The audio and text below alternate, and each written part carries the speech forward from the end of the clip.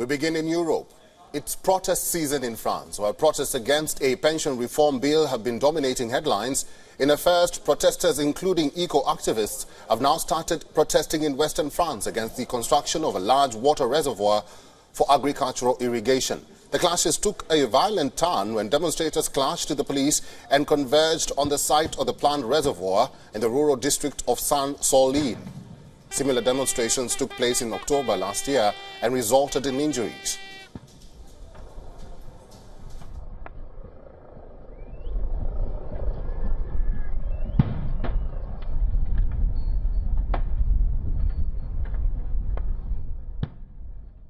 On espère qu'on sera entendu, même si que ça va remonter et qu'on arrivera le plus possible à freiner le projet, quoi. Police fired tear gas to disperse protesters who threw fireworks and other projectiles as they crossed fields to approach the fenced-off construction area. And at least 2 police vehicles caught fire.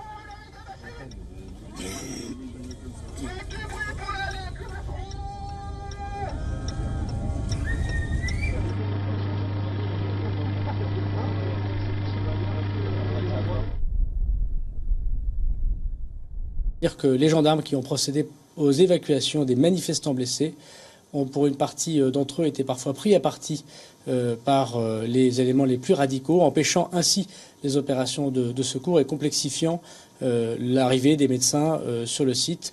Je veux évidemment déplorer ces actes absolument inqualifiables qui ont retardé les secours de façon insupportable. The French government has deployed over 3,000 police personnel for the protests, and around 1,000 radical individuals are expected among the protesters. France witnessed one of the worst droughts on record this summer, due to which the debate over water resources in the European Union's biggest agricultural sector has drastically sharpened. Artificial reservoirs have been supported by some farmers as a way to use water efficiently, but have been decried by critics as outsized and favoring large farms. Dire que les gendarmes qui ont procédé aux évacuations des manifestants blessés ont, pour une partie d'entre eux, été parfois pris à partie par les éléments les plus radicaux, empêchant ainsi les opérations de secours et complexifiant l'arrivée des médecins sur le site.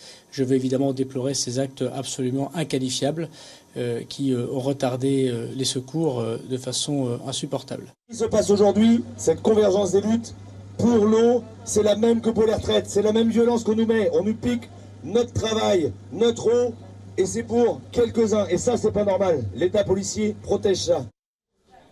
And for more on this, our correspondent Ross Cullen joins us live from Paris, and we are also joined by Peter Kleppe, who is the editor-in-chief of Brussels Report and a policy analyst for the EU Brexit Eurozone from Brussels. Thank you both for joining us. Ross, I will start with you. Give us a glimpse of the situation on ground. Have the protests escalated?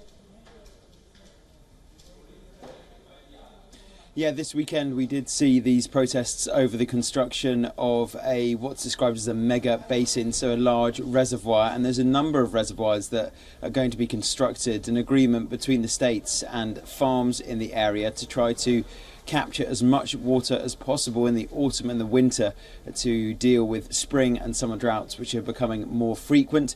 We even had a winter droughts this January and February as well. That has meant that the water levels already so far this year are low, and that is going to make the situation especially complicated heading into June, July and August, at the end of the spring and into the summer as well. We did see pretty intense clashes between the police and the demonstrators this weekend at Sainte-Soline, that location where it's taking place towards the western Atlantic coast in France.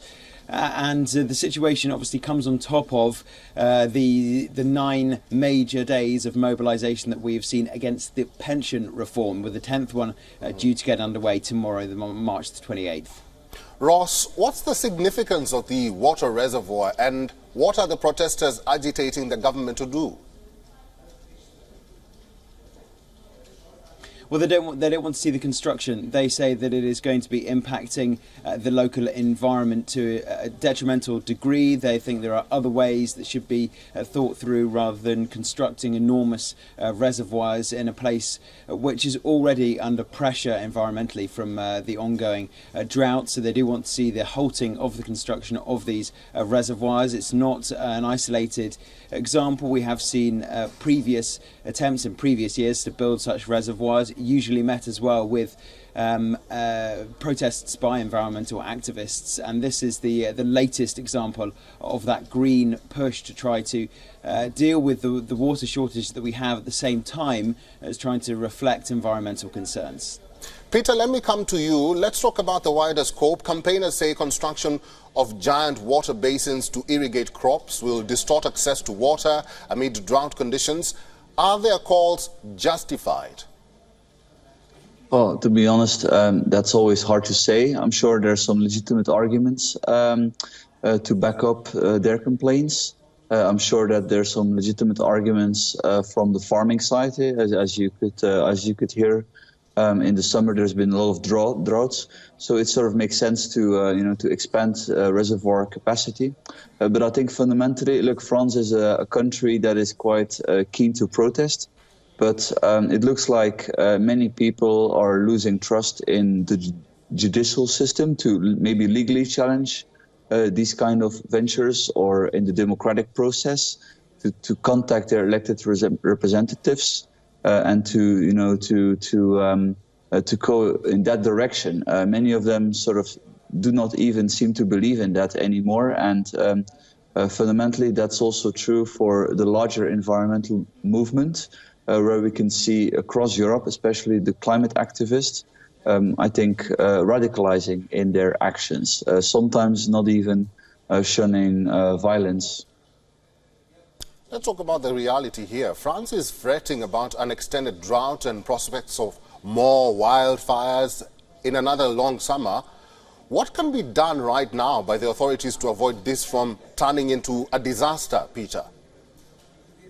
Well, I mean, to sort of build up reservoir capacity seems like the most obvious fix. Of course, we're talking about large-scale farming. You know, this is France. We're not talking about some modest family farm or something. So this is industrial-scale farming. So I think it's kind of hard to come up with solutions that are not going to impact the environment in one way or another. If you take an absolutist extremist view, then any water reservoir is always gonna damage the environment. So obviously this has to be limited. But if you want farming, if you want industry, if you want food security, then you have to accept that environmental concerns need to go hand in hand with economic concerns. I've been talking to the editor-in-chief of Brussels Report, Peter Kleppe, and our correspondent, Ross Cullen. Gentlemen, thank you very much for your insights today on WION World is One. WION is now available in your country. Download the app now and get all the news on the move.